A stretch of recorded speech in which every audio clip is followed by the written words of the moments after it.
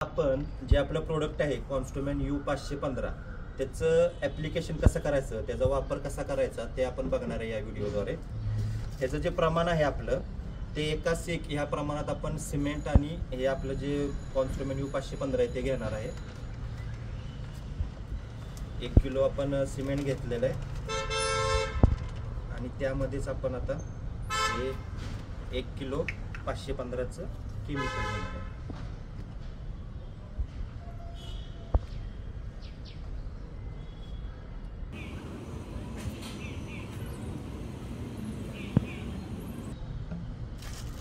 हा जो आपला कलर देण्याचा ब्रश असतो तोच आपण या ठिकाणी वापरायचा आहे.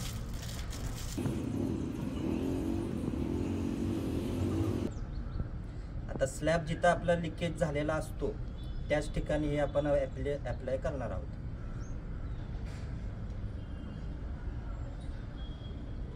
हे असं पूर्ण मिक्सिंग करून घेतलं 1:1 ह्या प्रमाणात. आता समजा ह्या भागामध्ये आपलं लिकेज आहे तर या लिकेजच्या ठिकाणीच आपण घेऊन ते अप्लाय करायचं.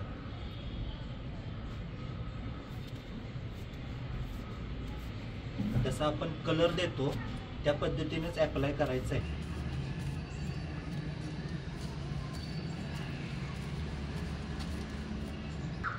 फक्त हे आपलं पूर्ण झालं मारून की यावर 3 दिवस तरी पाणी मारायचं नाही. 3 दिवसानंतरच यावर आपण थोडंसं पाणी आपण मारायचं. आणि पाणी पण मारताना असं स्प्रिंकल टाईप म्हणजे शिंपडायचं, डायरेक्ट पाईपचा फवारा वगैरे काही मारायचा नाही. ह्याच्यावर मध्ये आपलं 25 स्क्वेअर फूटचं हे असं वॉटरप्रूफिंगचं काम होतं.